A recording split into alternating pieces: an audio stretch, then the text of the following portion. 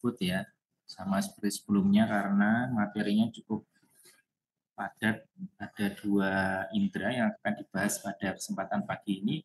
Mudah-mudahan bisa ditangkap terlebih dahulu lalu didalami masing-masing. Kalaupun ada pertanyaan, sekali lagi saya bisa tunggu di luar Zoom meeting.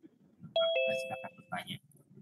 Ya, jadi kalau baru membaca pertama dan mendengarkan pertama mungkin agak kurang bisa hafal, itu wajar karena memang butuh hafalan juga ya.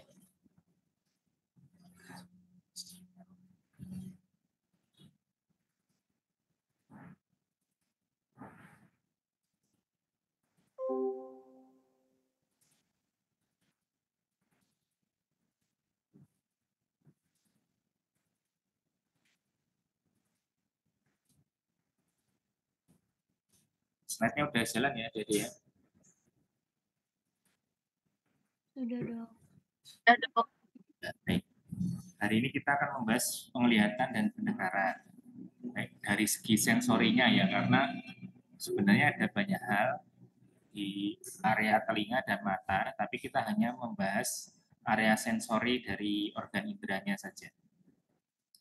Capaian pembelajarannya yakni menjelaskan sistem sensori pada penglihatan dan juga sensori pada pendengaran. Jadi adik-adik selain mengerti organ-organ yang dipakai anatomi, maka adik-adik juga harus mengerti cara dari bagaimana manusia itu bisa melihat dan juga mendengar. Dalam Al-Quran biasanya disandingkan ya pendengaran dan penglihatan ini ya. Dan juga menjadi sifat Tuhan ya. Allah Maha mendengar dan Allah Maha melihat. Nah, maka kita sebagai manusia harus bersyukur. Salah satu bersyukurnya adalah memahami bagaimana kita itu bisa melihat dan juga mendengar. Mulai dari penglihatan. Jadi penglihatan bisa terjadi karena ada reseptor yang pertama dan juga panjang gelombang yang bisa ditangkap. Seperti yang mungkin pernah kita bahas, mungkin ada hal-hal yang ada wujudnya di dunia, tidak bisa disentuh, ya, tapi tidak bisa kita lihat. Ya. Contohnya apa? Udara. Udara itu kan tidak semua jenis bisa kita lihat ya. Kita hanya bisa melihat yang memiliki pantulan cahaya. Dan dia tersendiri hanya terbatas bisa ditangkap manusia itu 400 sampai 750 ya. Jadi yang di luar spektrum tersebut mata manusia tidak bisa menangkap panjang gelombangnya. Jadi banyak hal yang mungkin ada di dunia kita tapi tidak bisa kita jelaskan karena Allah ciptakan yang memang demikian ya. Kecuali adik-adik bisa menciptakan alat ya, oleh karena itu mungkin dari ilmu bioteknologi juga bisa menciptakan alat. Nanti tentu saja untuk kebutuhan kebaikan umat manusia. Nah, jadi panjang gelombang inilah yang bisa ditangkap. Kemudian masuk ke anatomi, yang tidak terlalu berat materinya karena hafalannya lebih fokus ke anatomi dan fisiologi. Jadi kita sudah pengantar penglihatan panjang gelombangnya. Maka ini kita mempunyai organ mata ini ada beberapa aspek anatomi yang harus dipelajari. Yang pertama itu adalah media refraksinya. Media refraksi itu apa? Media refraksi. Refraksi berarti yang menangkap dari bayangan, yang menangkap dari bayangan, yang meneruskan dari bayangan. Nah, jadi media refraksi itu sejatinya bening ya, tidak kelihatan apa, nggak boleh ada sesuatu yang menghalangi, nggak boleh ada sesuatu yang menghalangi. Jadi mulai dari depan ya, depannya itu sebelah sana ya. Ini potongan dari samping, mulai dari arah luar itu misalnya ada benda dipantulkan oleh cahaya ya, bayangan tersebut akan ditangkap oleh media-media refraksi hingga ke retina. Retina ini yang paling belakang ya, saraf penglihatan. Apa saja yang dilewati ya? Yang pertama itu paling luar ya. Jadi memperhatikannya ini ya. Kornea. Ada apa namanya? Sklera dan kornea ya. Tapi yang untuk media penglihatannya itu adalah kornea ya. Sklera itu apa? Sklera itu tempat jaringan untuk pelekatannya ini ya, peralihan antara iris ya, kemudian nanti ke retina ya, dan juga media penglihatan yang di bagian depan ya. Tapi yang media penglihatannya itu adalah kornea. Kalau ada pertanyaan media penglihatan paling depan ya kornea. Kornea itu harus jernih, tidak boleh ada luka. Kalau ada luka nanti lama-lama terjadi jaringan luka sini. Seperti kalau di kulit kan, kalau ada jaringan luka itu menutupi. Kalau di sini, kalau menutupi ya jadi bayangannya nggak bisa masuk ya. Jadi semua media penglihatan itu harus jernih ya. Kornea, kemudian celah di antara iris ya, kedua iris ini disebut pupil. Jadi sebelah kornea masuk ke pupil. Pupil ini bisa membesar, bisa mengecil karena adanya iris. Iris ini yang membesarkan dan mengecilkan iris itu karena kemarin adalah respon dari cahaya. Ya, semakin terang cahayanya dikuasai. Semakin terang cahayanya maka iris itu akan mengecilkan celahnya. Oleh siapa yang menggerakkan ya? Yang menggerakkan kan otot ya. Jadi ototnya adalah musculus ciliaris. Medianya pupil apa tadi? Kornea, pupil, kemudian lensa. Lensa ini digerakkan oleh musculus ciliaris ya untuk kalau tadi pupil itu untuk mengatur masuknya cahaya, kalau lensa ini untuk mengatur fokusnya bayangan. Ya, jadi sebenarnya iris juga berperan ya. Semakin kecil pupil kita, bisa semakin fokus juga. Hanya saja yang banyak berperan di akomodasi. Ya, akomodasi itu adalah apa namanya, kemampuan seseorang untuk memfokuskan cahaya. Ini yang bisa naik turun ya, bertambah berkurang adalah lensa. Jadi kalau kita ingat-ingat kan lensa kacamata ini kan untuk membantu penglihatan. Kalau lensa ini untuk mengatur fokusnya cahaya. Ini juga jernih harusnya ya. Kalau pada orang katarak ini buram ya. Jadi makanya orang nggak bisa lihat. Setelah itu cahaya diteruskan hingga ke retina. Nah, jangan tanyakan main HP.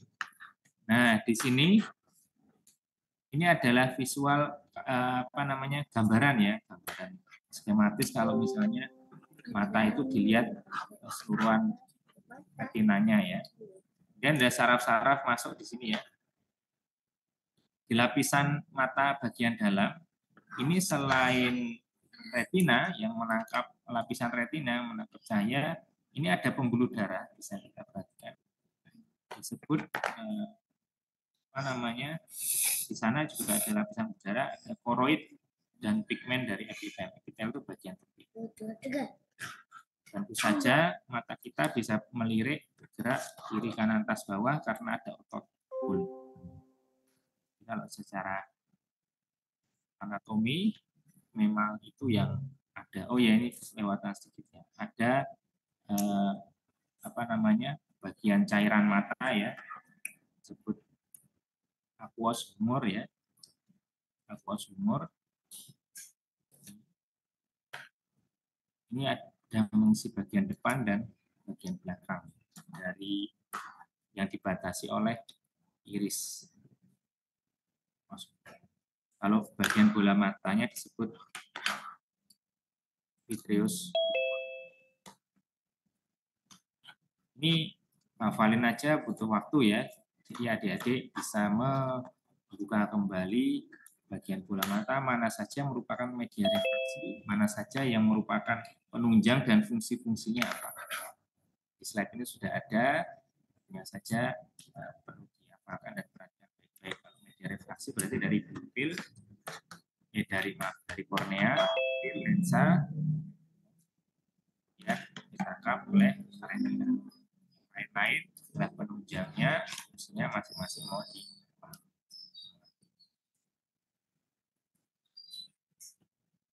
Lanjutkan. Penjelasannya tadi yang sudah saya sampaikan ya, bagaimana lensa bisa diatur oleh namanya otot siliaris ya, kemudian bagaimana cahaya masuk ya melalui celah pupil diatur oleh iris, dan lapisan retina merupakan lapisan fotoreseptor. Retina sendiri pada awal perkembangan kehidupan itu merupakan perluasan dari embrio otak ya.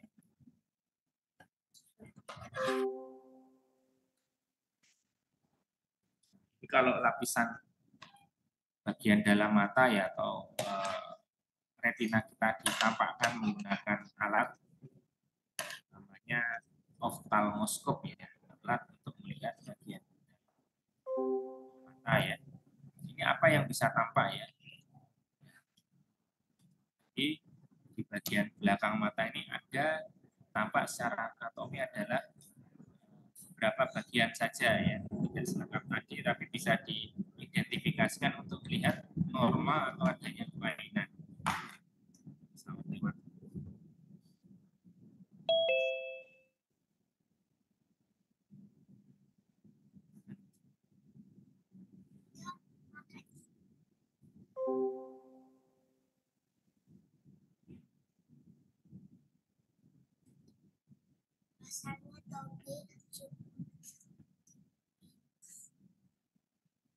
Nah, kita lanjutkan kembali.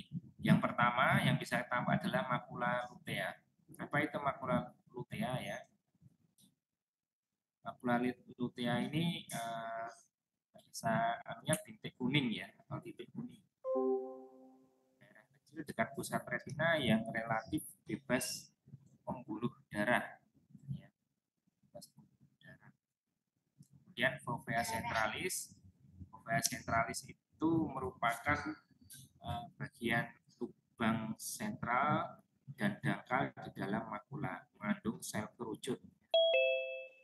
Tengah-tengah makula lutea ini ada fovea centralis.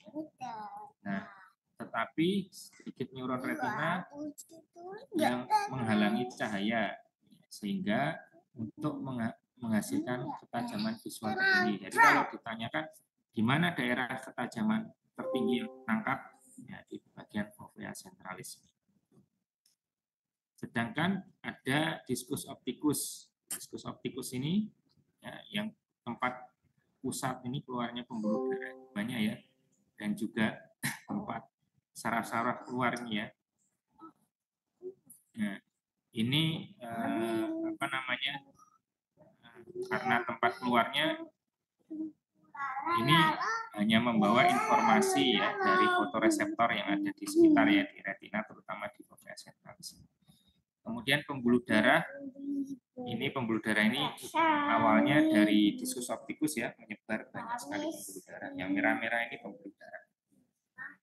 Jadi di sini karena tempat keluarnya malah cahaya tidak bisa ditangkap di area optik diskus.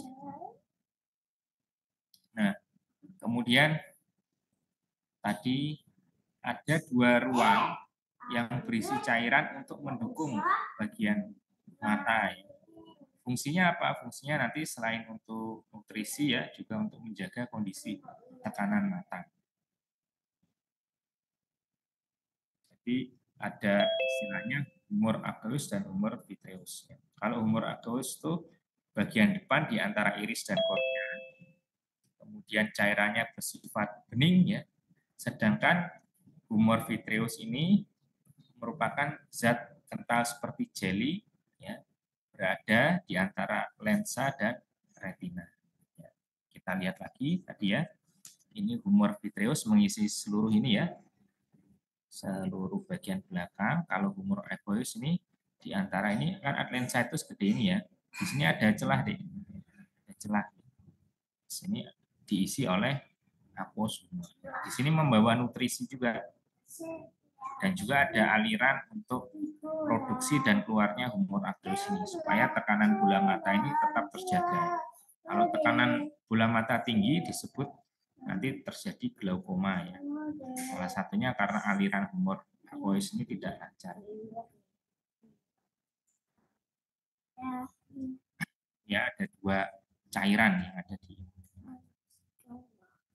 Tadi sudah anatominya, mudah-mudahan bisa ditangkap terlebih dahulu. Nanti adik-adik kurang paham ya, diulang dulu ya. Diulang dulu, yang penting bagiannya tahu dan hafal. Hafal nggak bisa sekali lihat itu jarang ya. Nah, kemudian masuk ke bagaimana proses melihat. Ya. Kalau kita ada suatu benda, ya, suatu benda itu melewati media tertentu baru kita lihat. Nah, itu kan tentunya ada namanya pembiasan atau pembengkokan. Misalnya saja kita melihat memasukkan pensil ke dalam air berisi gelas ya. Itu kan ukuran pensil kan menjadi lebih besar dari sebenarnya. Nah, begitu juga sebenarnya mata kita itu fungsinya seperti itu ya. Cuman Allah menciptakan supaya bisa diterima dengan baik oleh saraf mata kita atau retina kita. Jadi ketika gelombang cahaya itu melintasi dari udara, ya, kalau misalnya ada refraksi ya, maka berubah menjadi fokus ya. Nah, karena mata kita diciptakan demikian rupa, mata yang sehat tentunya ya, maka akan fokus. Ya, kan fokus karena bentuknya kan seperti cembung ya, kan fokus diperkecil ya. Nah, jadi dibengkokkannya itu fokus ke tengah ya. Ketika gelombang cahaya divergen ya, divergen dari suatu titik ke benda melewati udara ke permukaan lengkung kornea, awalnya kan kornea dulu. Ini udah mulai dibengkokkan nih. Masuk kornea ini udah mulai dibengkokkan kornea ya. Kemudian masuk ke lensa lagi lebih difokuskan lagi ya. Sebenarnya aqueous humor juga, ya aqueous humornya ada di sini ya, di antara lensa dan kornea depan. Kornea itu cuma lapisan tipis ini ya. Di sini aqueous humornya ada kekuatan refraksi juga. Terus ini yang bisa diatur ya, lensa kita diatur secara apa namanya, tidak sadar ya. Ketika kita ingin melihat jauh ya kita fokusnya ke arah jauh. Ketika kita ingin melihat dekat, maka yang mengatur adalah, yang diatur adalah lensa ini oleh otot siliaris ini. Nah, kemudian maka akan ditangkap ya ke dalam titik yang ada di retina. Misalnya ini ada apa namanya, puncak dari kita mau lihat patung gitu aja ya. Kita mau lihat patung, ini kepalanya, ini kakinya ya. Maka kepalanya ditangkap, bayangan yang ditangkap mata itu sebenarnya terbalik. Cuman diproses di otak kita menjadi bayangan yang tegak seperti yang kita lihat. Nah, nanti kita pelajari bagaimana bisa demikian. Jadi bayangan yang ditangkap retina sifatnya adalah terbalik karena teori pembiasan tersebut. Ya, jadi media refraksinya kita ulangi lagi ya, kornea. Di antaranya ada aqueous humor, kemudian ada lensa, kemudian ada vitreous humor, ya, dan juga retina, ditangkap sampai retina.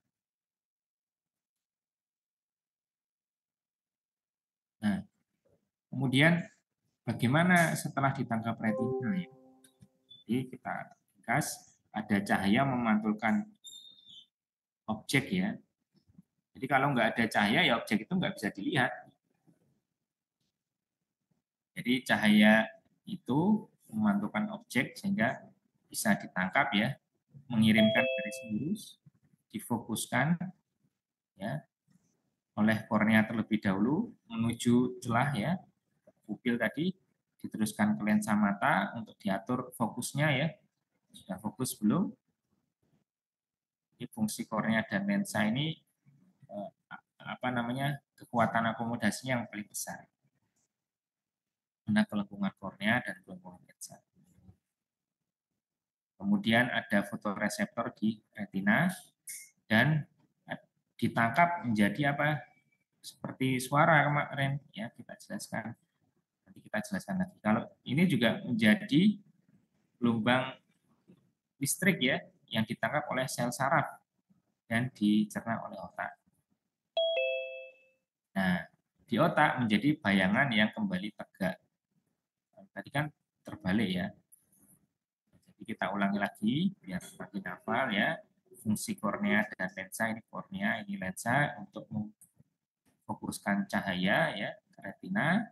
Fungsi pupil untuk mengatur cahaya ya. Yang bisa diubah fokusnya adalah lensa. Fungsi retina adalah sebagai saraf untuk menangkap dari cahaya ya, dari objek yang dipantulkan oleh cahaya tersebut dan diproses jadi sinyal listrik, impuls listrik ke sel saraf penglihatan menuju otak.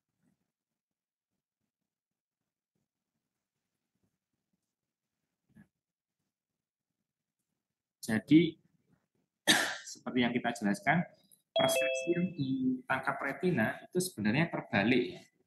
Tapi di otak kita menangkap kembali dibalikannya, yang atas jadi atas kembali, yang bawah jadi bawah. Jadi persepsi yang tepat. Kalau misalnya zaman dulu ya ada kamera lensa yang dicetak di film gitu ya, itu cetaknya terbalik ya. Tapi kalau kita yang ditangkap di otak itu langsung ya, langsung kembali ditegakkan ya. Bayangkan kalau misalnya otak kita mengalami gangguan persepsi, hanya mengolah apa yang ditangkap retina ya, semua di dunia ini terbalik ya. Bersyukur bahwasanya kita sudah mempunyai sistem sedemikian rupa untuk membalikkan kembali persepsi bayangan yang ditangkap oleh retina. Nah, kornea sendiri melakukan sebagian besar kuantitatif. Meskipun yang bisa mengatur fokusnya itu cahaya, fokusnya bayangan itu adalah lensa, tapi yang paling besar dari kekuatan akomodasi untuk memfokuskan sebenarnya adalah kornea ya. Karena kornea itu yang paling cembung di depan ya, yang paling cembung di depan dan juga awal dari cahaya itu dibiaskan. Jadi kalau kornea ini terluka bermasalah, maka kekuatan akomodasi mata tentunya akan bermasalah juga.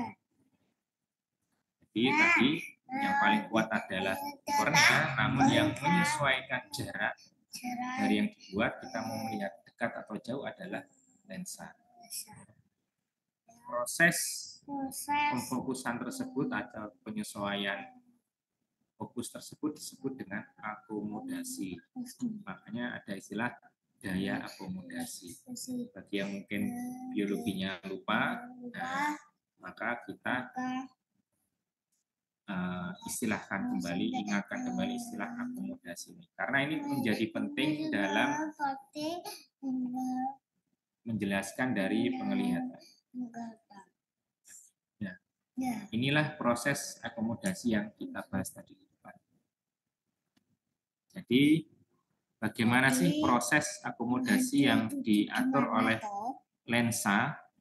Nah, lensa ini kan nggak punya otot ya, hanya bagian elastis jernih yang bisa apa namanya lebih cembung atau lebih pipih. Ya.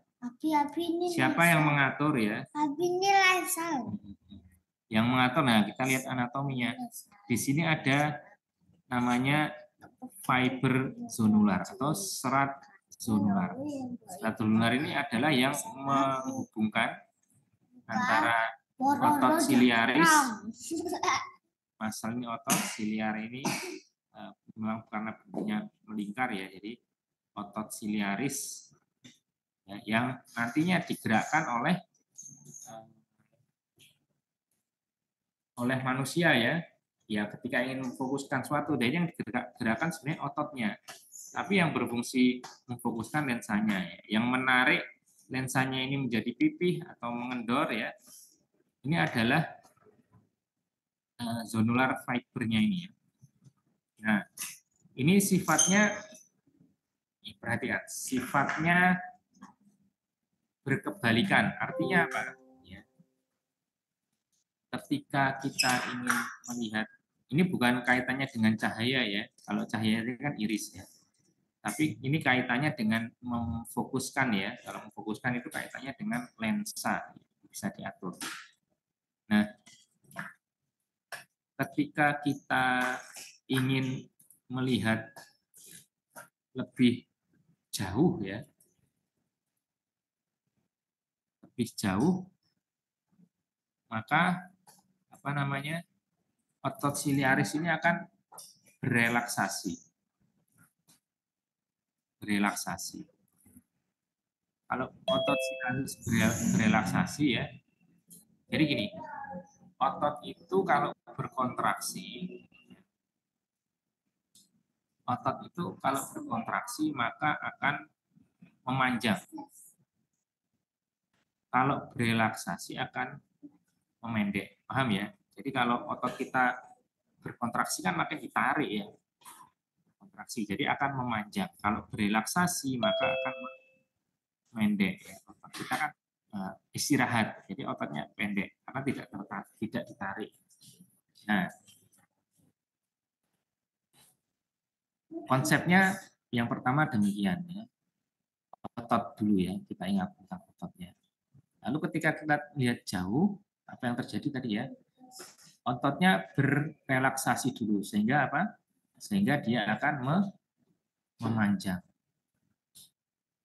Mohon maaf. Ototnya akan berrelaksasi ya sehingga akan memendek ya. Otot berrelaksasi tadi adalah memendek. Sehingga apa yang terjadi kalau otot memendek? Ya, lensanya akan tertarik ke atas dan tertarik ke bawah. Sehingga makin apa? Makin pipih. Makin pipih ya. Bayangan yang jatuh maka akan difokuskan berada lebih ke sini ya, menuju ke titik fokus yang ada di retina.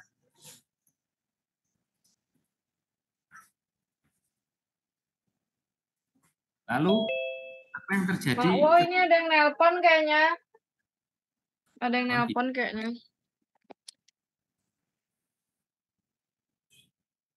Ketika kita melihat dekat ya, maka secara sebentar ya kita akan mengalami tidak fokus.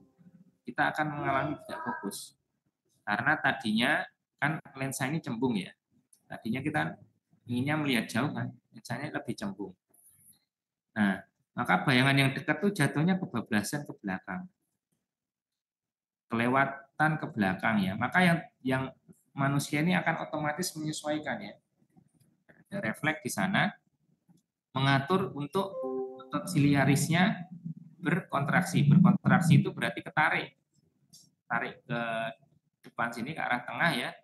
Sehingga lensanya kalau ototnya ke tengah, maka lensanya makin cembung.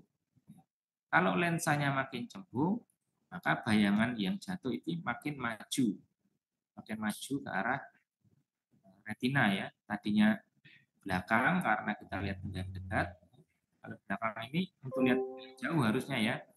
Kalau makin cembung adalah untuk melihat benda yang dekat. Jadi ini sudah dijelaskan ya, dijelaskan secara bahasa Inggris ya. Awalnya kita melihat jauh, ketika melihat dekat apa yang terjadi ya. Yang terjadi apa? Yang terjadi adalah ini tadi memicu nervus parasimpatis untuk mengkontraksikan musculus ciliaris dan juga sehingga mempengaruhi zonula fiber ya, sekat zonular tadi dan membuat lensa lebih cembung. Sehingga apa? Objek yang dekat bisa dilihat dengan jelas oleh daya akomodasi yang dihasilkan. Jadi kalau misalnya soal analisisnya demikian ya. Apa yang akan terjadi pada mata kita ketika awalnya melihat benda jauh, kemudian berusaha untuk melihat benda. Nah, bisa dijelaskan oleh slide ini. Mudah-mudahan bisa ditangkap, nanti bisa dicek lagi. Memang lebih menariknya menggunakan animasi, tapi kalau animasinya masih kebanyakan menggunakan teks bahasa Inggris. Jadi adik-adik kalau ingin melihat animasinya banyak di YouTube ya, proses akomodasi. Ini sudah kita bahas tadi di depan, hanya saja kita akan membahas bukan kelainan sebenarnya, kondisi yang terjadi pada orang tua. Ya, ini bukan kelainan karena memang cenderung pada usia orang tua ya. Orang tua itu elastisitas lensanya mengalami penurunan. Sehingga fokus penglihatan dekatnya itu ya, fokus penglihatan dekatnya itu tidak bisa maksimal. Makanya orang tua itu kalau melihat dekat itu kan harus, kalau nggak pakai kacamata ya, biasanya udah mulai usia 40 tahun ya, itu dijauhkan. Jadi kalau sudah umur 40 tahun itu biasanya memakai lensa plus 1 ya. Kemudian 45 plus 1,5. Jadi setiap nambah 5 tahun itu nambah setengah biasanya.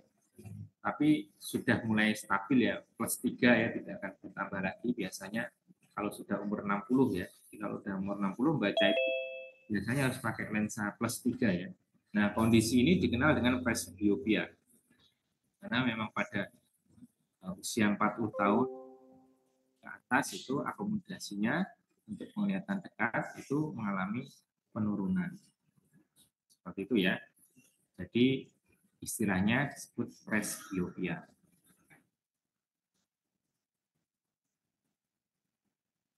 Nah, ada juga istilah kelainan yang lain pada orang yang mengalami rabun jauh, istilah umumnya rabun jauh. Tapi sebenarnya itu karena kondisi matanya atau masalah di media refraksinya yang tidak bisa memfokuskan ke arah ke belakang lagi ya, sudah mentok di tengah sini ya, mentok di tengah sini. Entah karena kondisi matanya yang lebih cembung atau ada kelainan yang lain ya, sehingga dia jatuh titik fokusnya itu enggak di retina ya. Normalnya kan di retina. Tapi ini di depannya. Nah, ini maka harus dibantu oleh lensa atau jalan lain, kalau misalnya dia dikenal dengan istilah operasi lasik ya. Korneanya ini ditipiskan ya, oleh suatu metode medis ya, dengan ukuran yang akurat ya, sehingga titik ini bisa kembali ke sini karena kan terlalu cembung ya kondisi matanya ya. Nah, termasuk misalnya kita yang mempengaruhi terlalu sering melihat benda dekat ya. Jadi saya ini mengalami malas ya. Malas untuk apa tadi? Malas untuk memipih ya. malas untuk memipih. Ya. Jadi jatuhnya di sini. Ya.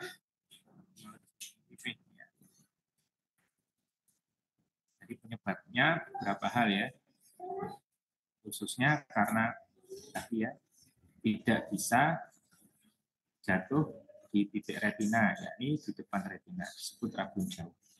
Maka pembantunya adalah lensa cekung ya. Di sini mungkin lebih ke arah orang optik ya,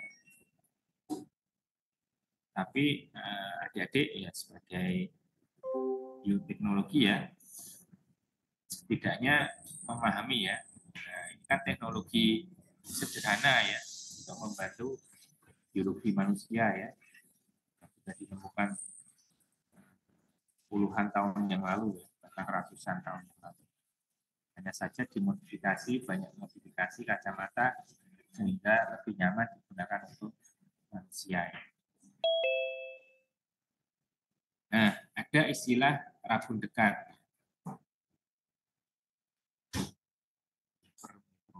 Ini agak typo ya. Hipermetropi sebenarnya. Tadi miopi, presbiopi, ini hipermetropi. Ini sedikit typo ya. Nah, kondisi di mana orang itu kurang jelas saat melihat dekat. Ini beda dengan mata tua ya. Beda dengan mata tua. Istilahnya sebenarnya rabun dekat, tapi sebenarnya melihat jauh juga nggak jelas juga ya. Dia harus difokuskan ya. Tapi terutama untuk melihat dekat nggak mampu ya, karena apa? Ketika melihat titik dekat ini, ya, titik fokusnya terlalu ke belakang ya, sehingga dibantu oleh lensa cembung. Ini beda sekali lagi, beda dengan presbiopia. Kalau presbiopia tadi mata tua ya, memang elastisitas lensanya sudah kurang ya. Kalau ini kondisi seseorang ya, pada saat lihat itu titiknya jatuh ke belakang ya, bukan hanya karena faktor lensanya saja. Maka koreksinya adalah lensa cembung supaya titik fokusnya lebih maju. Nah, penyakit ini mungkin bisa dipahami ya, yang basic ya. Ini bukan penyakit sebenarnya, hanya kondisi normal presbiopia. Ini bisa jadi satu slide sebenarnya, tapi untuk menerangkannya kita butuh. Nah, kalau tadi sudah ditangkap beberapa kondisi terkait dengan permasalahan dari jatuhnya titik fokus ya. Kita tidak membahas penyakit-penyakit mata yang lain, hanya berkaitan dengan titik fokusnya saja. Meskipun banyak hal yang sebenarnya ada penyakit yang lain, tapi bukan ranahnya potensi di sini. Nah, setelah itu masih di penglihatan. Tadi kita jelaskan bahwasanya penglihatan itu awalnya kan bayangan yang jatuh karena ada cahaya yang terpantul oleh benda. Jatuhnya kemana? Jatuhnya ke sel-sel fotoreseptor ya. Atau kita biasa istilahkan retina ya. Sel-sel fotoreseptor secara mikroskop dengan kekuatan tinggi ya, mikroskop elektron ya, itu ada dua jenis ya. Ada sel kerucut atau kon ya, kon itu kerucut kan biasa ya dengan istilah kon. Kon itu kerucut dan rod itu sel batang. Di sel fotoreseptor ini memiliki ujung atau segmen luar terdiri dari lapisan membran bertumpuk ya. Ini bagian dari apa namanya? Retinanya ya, bagian dari depan retina. bagian dari belakang retina. Nah, ini sel-sel kalau dilihat dari mikroskop elektron. Ini retina kalau kita ambil secuplik ini. Kita ambil secuplik bagian dari sini, mata retinanya ini seperti ini gambaran skematisnya. Dan kalau gambaran aslinya dengan mikroskop elektron seperti ini. Nah, ada apa aja yang ada di sana ya? Yang pertama, ya kalau misalnya dari bagian depan ya, itu adalah ganglion cell atau nervus yang menangkap cahaya ya. Kemudian ada amacrine cell yang diteruskan. Kemudian ada bipolar cell ya. Tangkap, teruskan sana. Ada sel horizontal di sini. Kemudian ada sel kerucut dan sel batang. Nah, kedua reseptor ini punya perbedaan. Perbedaannya di mana? Perbedaannya yang satu menangkap gelap terang, yang satu menangkap warna.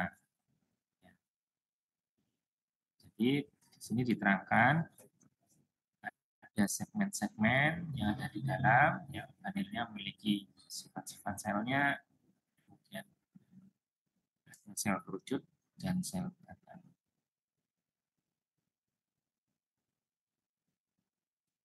Kalau sel kerucut itu lebih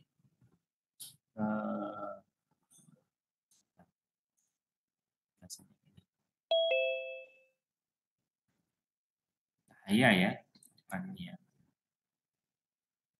Sel kerucut nanti akan menangkap intensitas cahaya, gelap terang cahaya. Di peka terhadap cahayanya itu adalah sel kerucut. Nah, ini secara biologi molekulernya bagaimana sensorik di fotoreseptor ya ditangkap oleh sel kerucut. Sel kerucut tadi ya. Ada bagian luar, bagian diskus, bagian dalam, dan sinapsnya yang tadi kelanjutan reseptornya. Nah, ini nice to know aja dulu ya, tapi saya kurang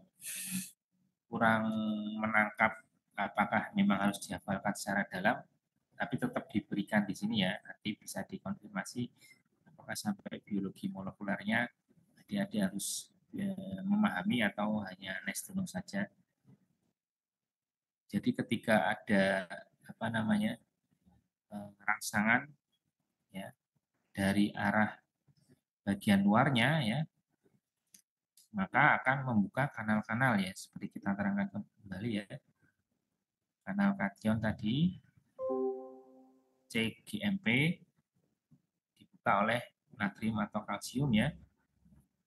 Ya. Ini bisa menutup kembali ya.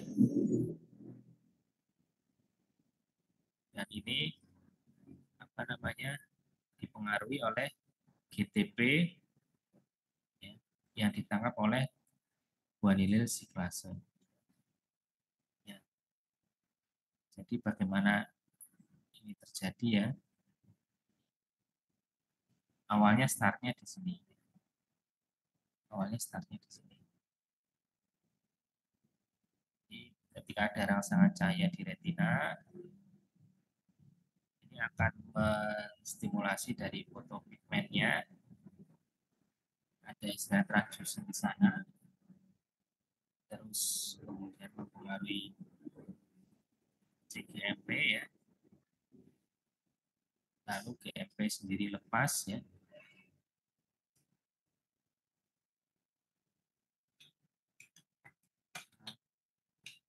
Di rumah aja, di rumah aja. Untuk bisa menghafalkannya kembali ya, adik-adik bisa membaca urutannya dari sini. Jadi fungsinya natrium dan kalsium itu membuat membrannya itu terdepolarisasi sehingga kanal ini bisa terbuka dan teraktivasi.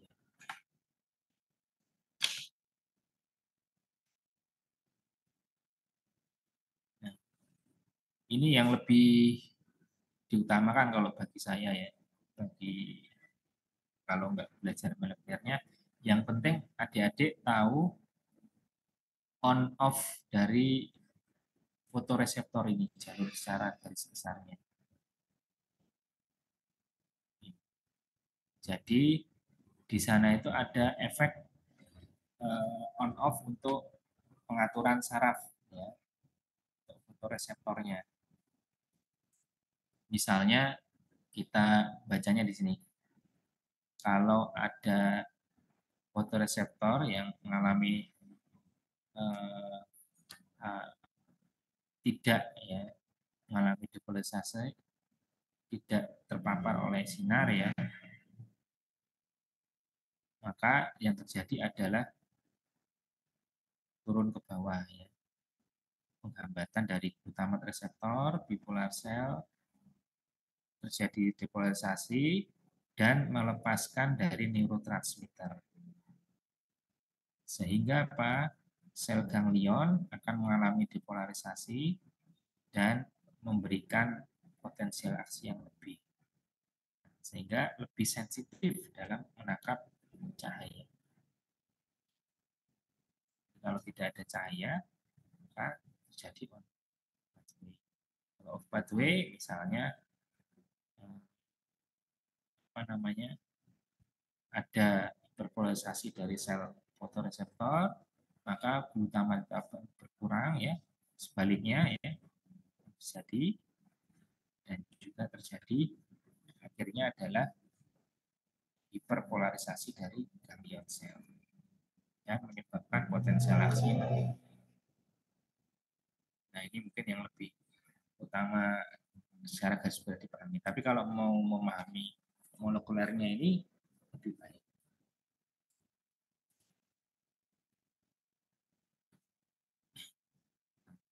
Ini yang kita bahas tadi, apa itu sel ganglion ya.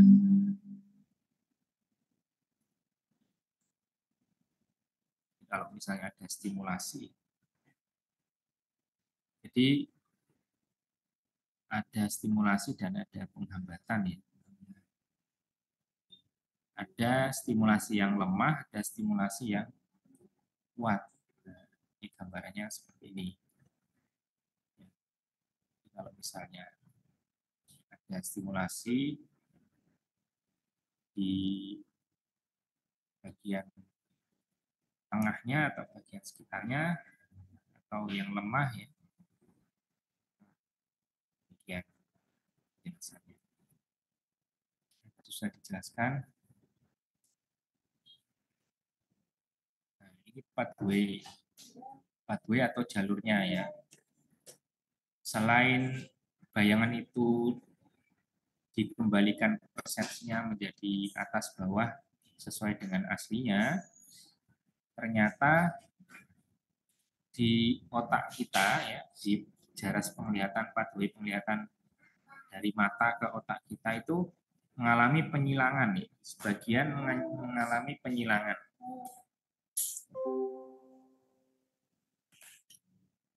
Jadi ini jalur visualnya ya yang ditangkap oleh saraf mata ya, yang juga dicerna di otak ya.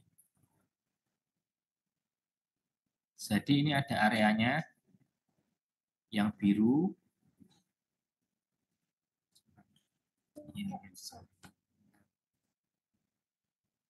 Yang biru ini bagian tepi ya. Bagian tepi sebelah kanan ya, tapi bagian tengah sebelah kiri ya. Yang hijau sebaliknya ya. Ini ingin memperlihatkan bahwasanya nanti jaras itu akan bertemu sebenarnya. Kan manusia mempunyai dua mata ya. Jadi dua mata ini akan menangkap area yang sama ya, area yang sama. Sama dipersepsikan pada bagian yang sama. Maka akan diolah di sebelah bagian kanan ya, otak bagian kanan.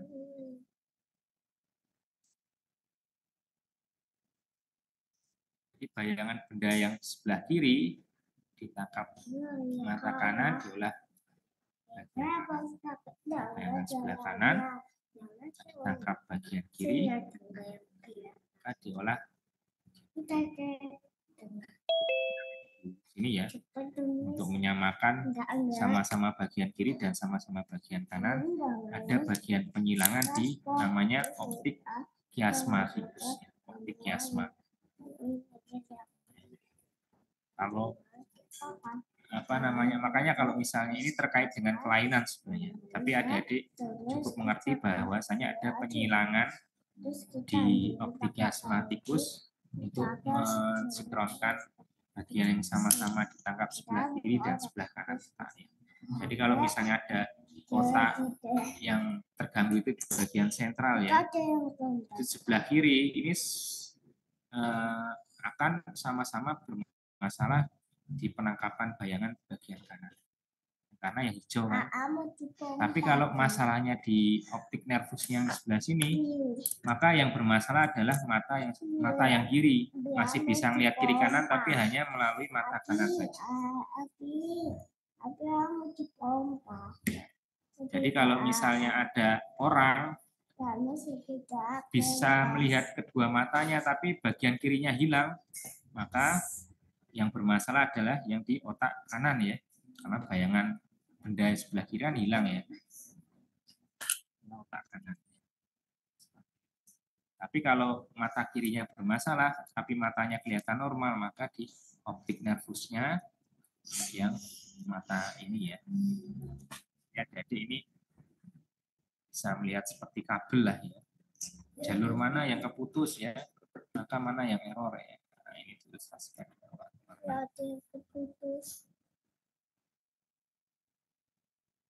Nah, ini kalau misalnya dilihat visualisasinya, teropong seperti itu ya.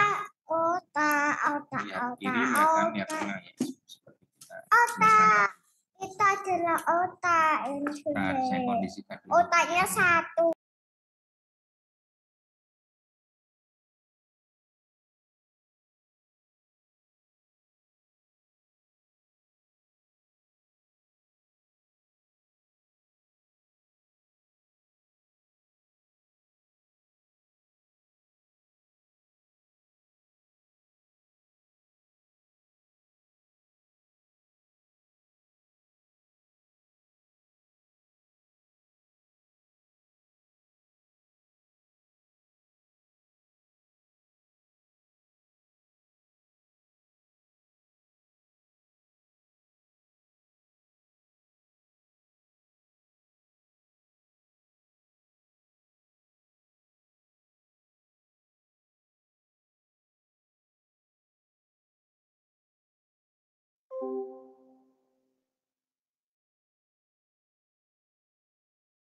Saya teruskan ya, tapi ada gangguan sedikit suara, nggak apa-apa.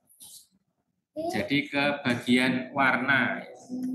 Jadi warna yang bisa kita tangkap ini adalah berdasarkan panjang gelombang. Tadi kita sudah jelaskan sekitar 400 sampai 750 nanometer ya. Nah, panjang gelombang warna apa yang bisa ditangkap ya? Nah, di spektrum warna ini bisa kita tampilkan secara ilustrasi ya. CMYK misalnya kita lihat printer ya. Cyano, magenta, black, yellow ya.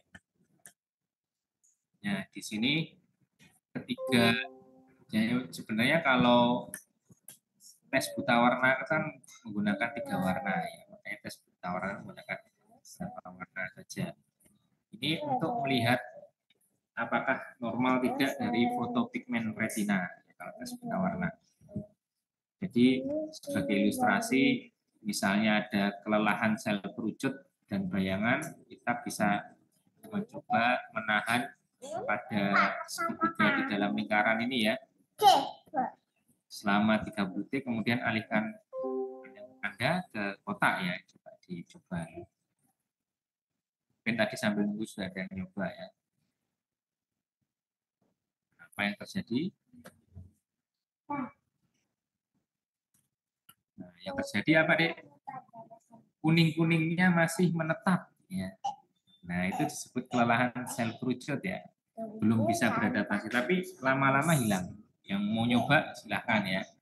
Jadi adik-adik melihat yang segitiga yang ada di B ini ya, selama diketik, kemudian setelah diketik lihat yang kotak, maka masih ada bayangan kuning-kuningnya. Nah, itu sel kerucutnya terhadap bayangan itu masih belum beradaptasi, masih lelah. Ya. Menarik ya ternyata ya. Nah, inilah respon terhadap ganglion warna ya. Dan cahaya ini dan waktunya juga ya, tentunya termasuk bagaimana penyesuaian waktu yang ada di sana. Ini tadi yang saya kasih sedikit. Makanya tes buta warna itu ada cahaya warna hijau dan warna merah ya. Karena untuk tes buta warna biasanya apakah buta warna hijau, merah atau sebagian ya, atau keseluruhan ya. Jadi kalau misalnya ada orang masih bisa melihat warna ini ya 57 ini, 57 ini berarti dia masih baik ya. Menangkap warnanya merah terutama ya, merah hijau. Nah, sedikit menggambarkan ya, karena tadi kita sebenarnya LO-nya untuk penglihatan ya, tapi sedikit pengetahuan tentang pergerakan bola mata. Ini ada otot-otot yang menggerakkan bola mata. Ini sekedar tahu aja bahwasanya mata kita itu bisa bergerak karena adanya otot-otot bola mata. Ini tidak perlu dihafalkan. Yang penting adik-adik pernah tahu ya. Tapi juga ini menarik menjadi bagian penunjang bioteknologi ketika ada masalah orang di masalah pergerakan bola mata. Oke. Dan ada pertanyaan dulu terkait dengan penglihatan. Saya tunggu 1 menit. Bisa chat atau nanti kalau 1 menit tidak ada pertanyaan saya teruskan.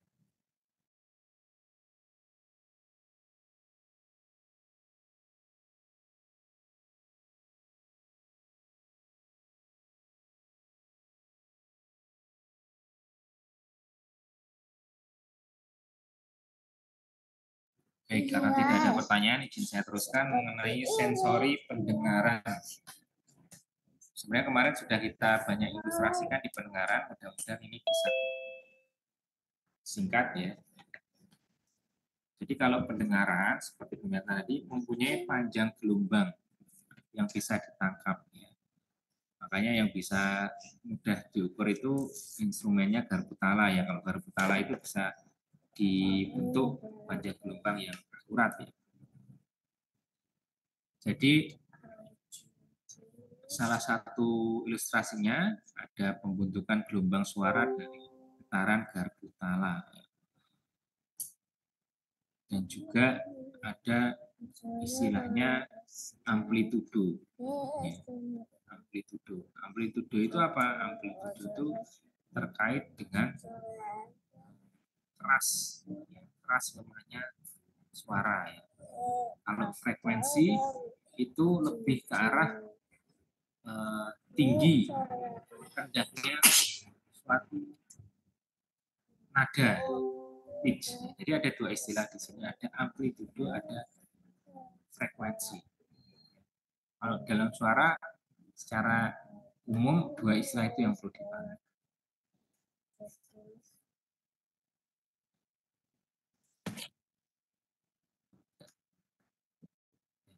Jadi ada gelombang tertentu ya yang terkait dengan frekuensi yang bisa ditangkap telinga kita ya, sekitar 20 sampai 20 ribu Hz saja. Amplitudo juga ada ya, terkait dengan kalau amplitudo lebih ke arah yang menyakitkan atau terlalu rendah ya. Tentu saja itu dipengaruhi juga oleh gangguan suara yang lain. Nah, bagaimana suara bisa ditransmisikan ke dalam telinga? Sebelumnya kita harus bisa mengerti anatomi bagian telinga. Ini daun telinga ya, daun telinga. tahu. Yang ungu menunjukkan telinga bagian luar. Telinga bagian luar. Jadi mulai daun telinga masuk ini sampai gendang telinga yang bagian luar ini adalah telinga bagian luar. Disebut dengan kanalis. Kanalis itu saluran ya, auditori pendengaran eksternal bagian luar. Kanalis auditori eksternal. Ini telinga, saluran telinga bagian. Ini adalah bagian telinga luarnya. Ya, yang pada mulanya bisa menangkap suara. Kalau ada sumbatan kotoran di sini, ya, yang membatu, mengeras dan lain sebagainya, maka akan terganggu pula dari suara itu masuk. Atau kita tutup lah ya, bisa kita tutup kan bagian sininya secara mekanik kan bagian sininya, bagian luarnya ya. Nah, kemudian suara itu ditangkap getarannya ya. Bisa berbagai macam nada yang didengarkan itu maka sebenarnya getarannya ya oleh membrana timpani atau selaput pendengaran. Membran itu kan selaput ya. Nah, dan ini harus baik ya, membrana timpani.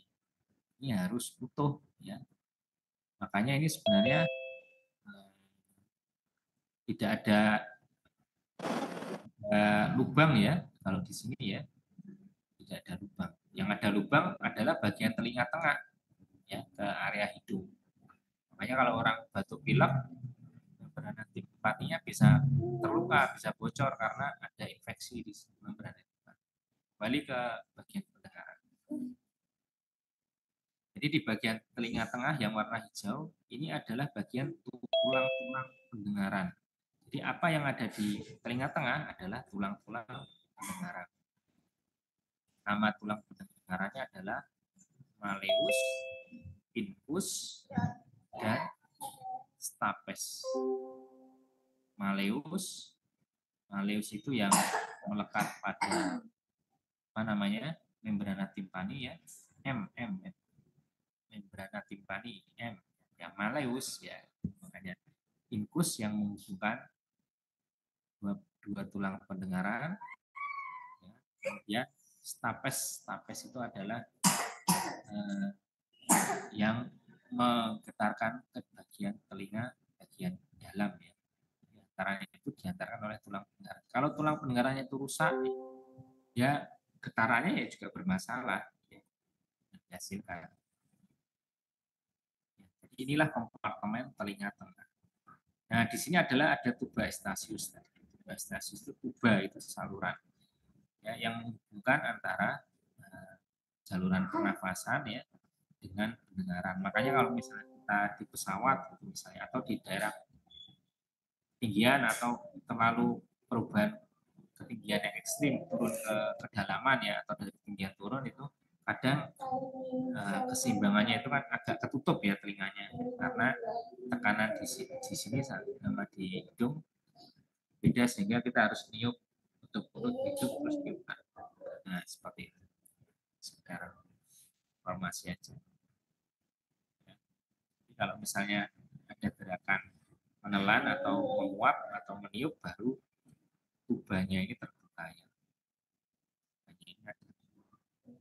Bisa terbuka untuk menyeimbangkan tekanan. Kemudian telinga dalam ya, karena ini terlalu kecil kan terkait dengan pendengaran ya. Nah inilah menjadi sensori ya, sensori pendengaran di bagian telinga dalam. Kemarin kita sudah membahas keseimbangan di pertemuan kedua ya. Jadi di pertemuan keempat ini kita membahas bagian telinga dalam yang fungsinya adalah menangkap atau sebagai persarafan pendengaran ya. Sensori pendengaran. Nah, ini tadi ya, mulai dari membrana timpani, kemudian malleus, incus ya, stapes ya. Ini diantarkan ya getaran itu. Nah, gimana bisa tertangkap ya? area telinga dalam yang menangkap bagian getaran itu adalah koklea. Koklea ini berisi cairan. Dan di sana ada istilah oval window. Ya, oval window atau kalau misalnya di Indonesia kan jendela oval. Yang menghubungkan skala vestibuli dan skala timpani. Ini ada area ya, area skala vestibuli dengan skala timpani. Dihubungkan oleh jendela oval atau rodet oval window.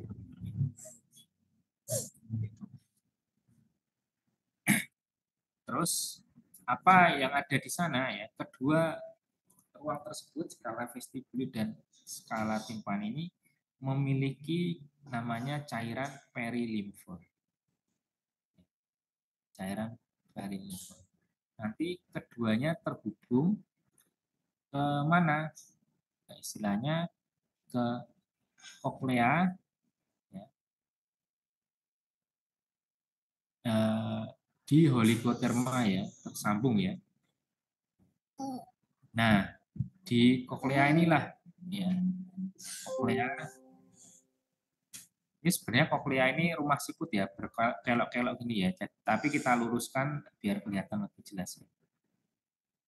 Jadi di bagian koklea ini ya, di bagian koklea nanti ada bagian-bagian tertentu yang akan kita bahas.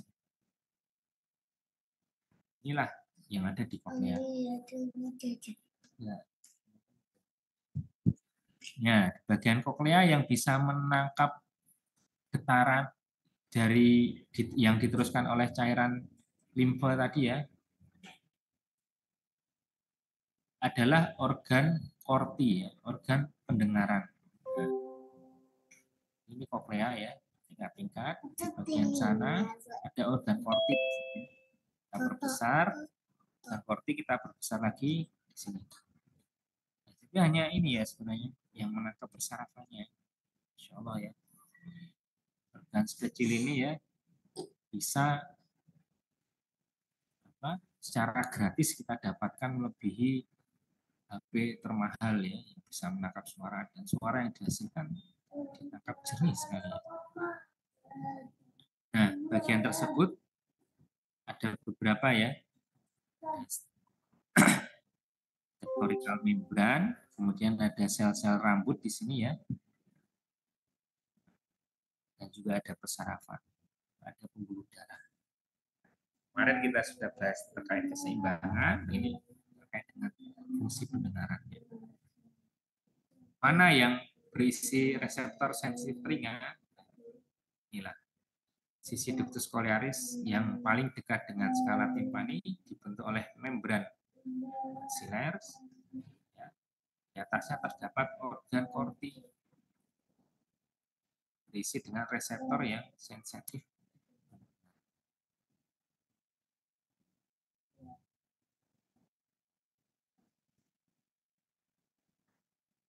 Bagaimana getaran itu bisa ditangkap ya? Ini kalau diilustrasikan secara memanjang ya, bagian dari luar, dari saluran telinganya, bagian luar tadi analis auditus eksternal, suara masuk ditangkap oleh membran gendang telinga, membran timpani, menggetarkan tulang-tulang bagian tengah. Apa tadi? Malleus, kemudian sampai ke stapes ini ya. Kemudian ini menggetarkan dari cairan yang ada di sana ya. Skala vestibuli ya. Kemudian di sini ada skala timpani ya, yang mengaturnya ya, bukannya. Nah, diantaranya ini ada ductus cochlearis ya, yang menangkap dari suara. Penjelasannya bisa dibaca secara urut ya. Mulai dari nomor 1, nomor 2, nomor 3, nomor 4. Bagaimana bagaimana suara tersebut ditangkapnya. Kalau suara rendah, ya maka dia akan berhenti di titik-titik tertentu.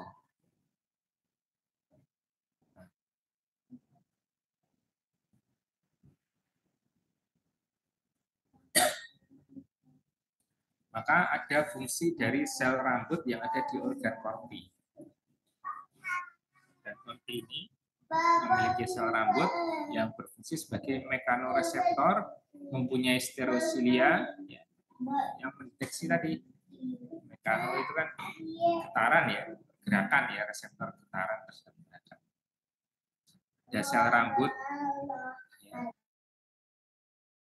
endolimfa tadi, untuk mentransduksi gelombang karena ada getaran yang ditangkap sehingga menimbulkan potensial dalam reseptor.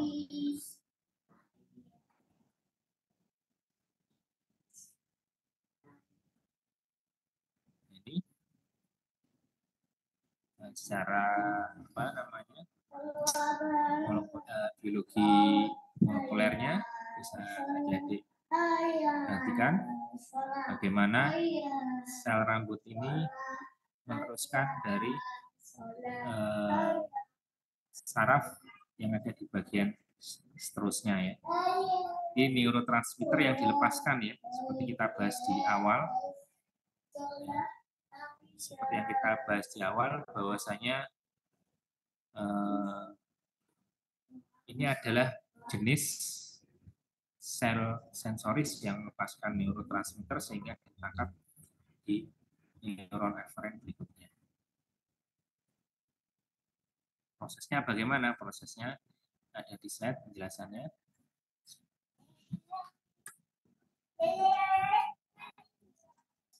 Kita bisa lebih cepat ya, karena 3-15 menit lagi. Jadi slide-nya bisa ada dibaca. Slide ini menjelaskan tentang bagaimana secara molekuler itu getaran ditangkap sehingga membuat pelepasan neurotransmitter yang ada di reseptor saraf pendengaran.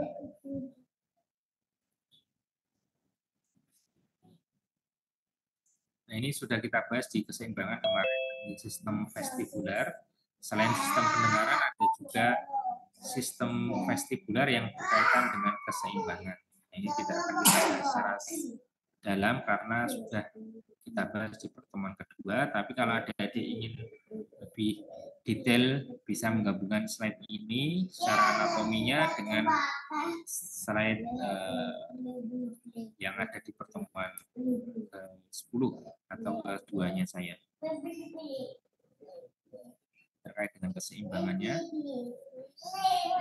Misalnya kita bergerak ke atas, ke bawah, ke kiri dan ke kanan ya, ke depan dan ke belakang, ini ada yang mendeteksi keseimbangan dari bagian telinga. Nah, ini adalah organnya, organ pukulan inframpula terutama yang mengatur dari arah atau sambungan sehingga kita bisa mempersepsikan posisi.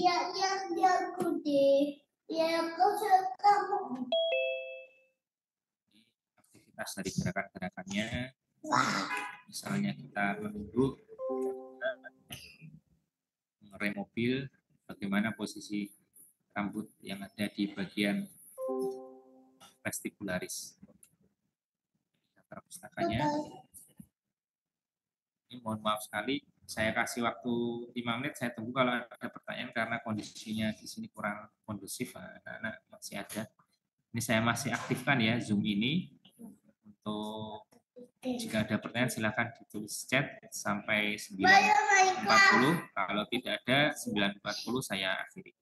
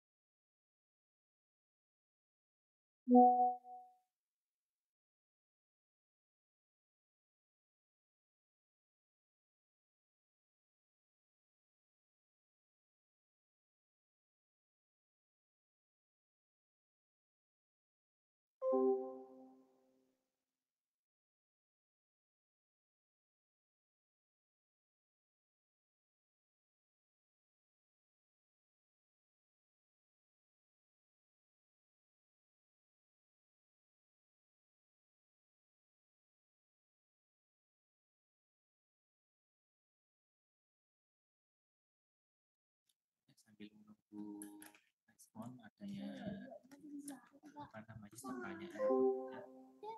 Oh ya. Apa aku main HP? terkait penyakit gangguan mata minus Apa benar? dikurangi dengan rutin mengonsumsi sayuran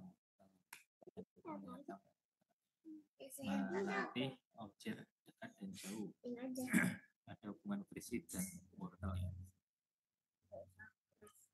Ya saya jawab dulu karena waktu terbatas. Untuk yang pertanyaan pertama, memang latihan jauh dan dekat itu mencegah yang tadi kita istilahkan mata malas ya, mata malas di mana kondisi mata kita terlalu sering melihat HP, melihat TV terlalu dekat, melihat buku ya, jaraknya kurang dari yang dianjurkan ya, dan terlalu lama ya. Makanya ada istilah mata itu istirahat dengan melihat jauh ya. Jadi 20 menit kita melihat dekat, itu kita setidaknya beristirahat selama 20 detik untuk melihat jauh minimal 20 kaki. 20 kaki itu 6 meter. Minimal 6 meter jaraknya. Itu adalah untuk mengistirahatkan mata. Ya, kalau ingin melatih mata malas tadi yang sudah terlanjur minus, kalau faktornya memang dari mata malas, mungkin bisa sedikit-sedikit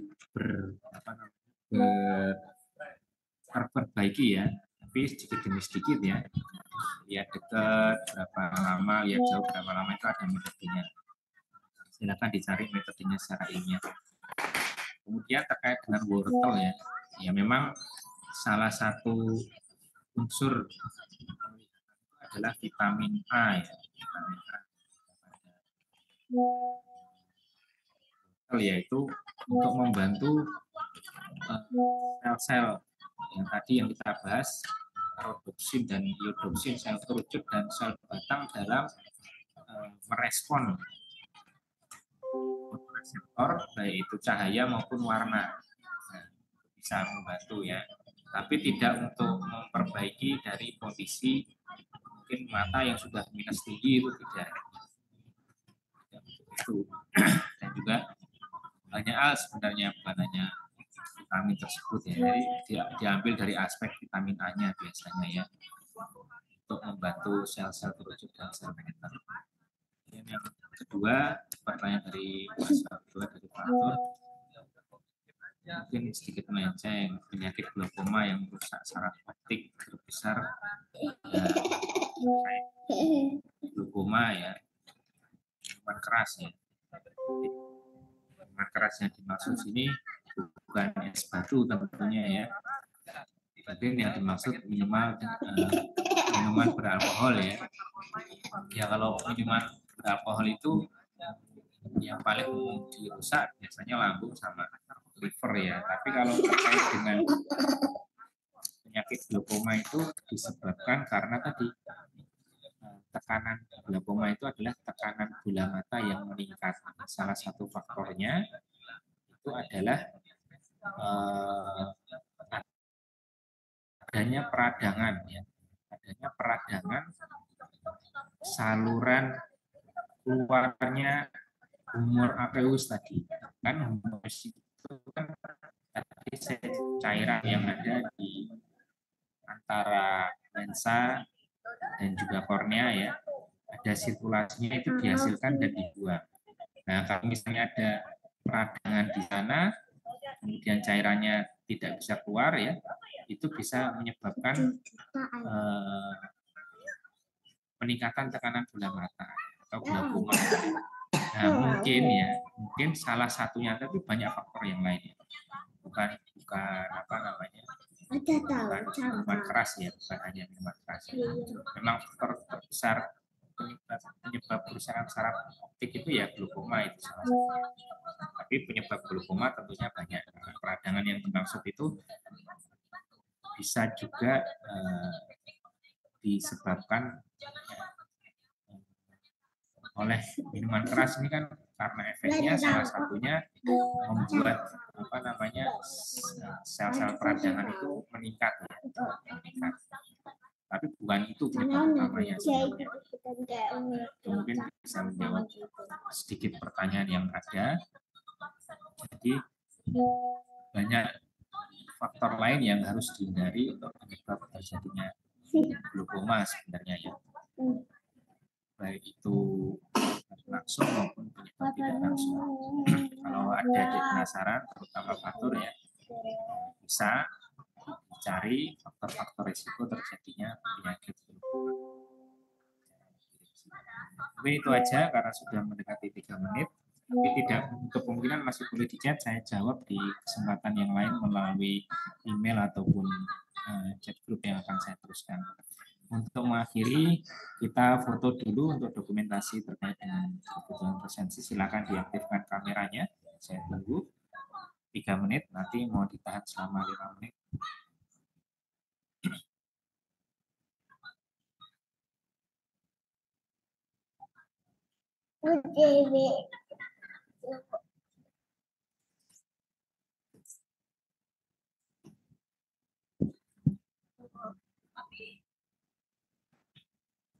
Nah, alhamdulillah ada 5 layar di sini ya, meningkat dari sebelumnya.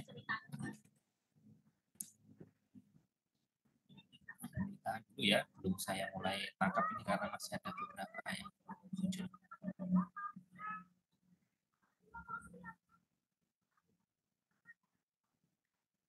Saya mulai tangkap ya. Dulu selama 2-3 menit satu layarnya.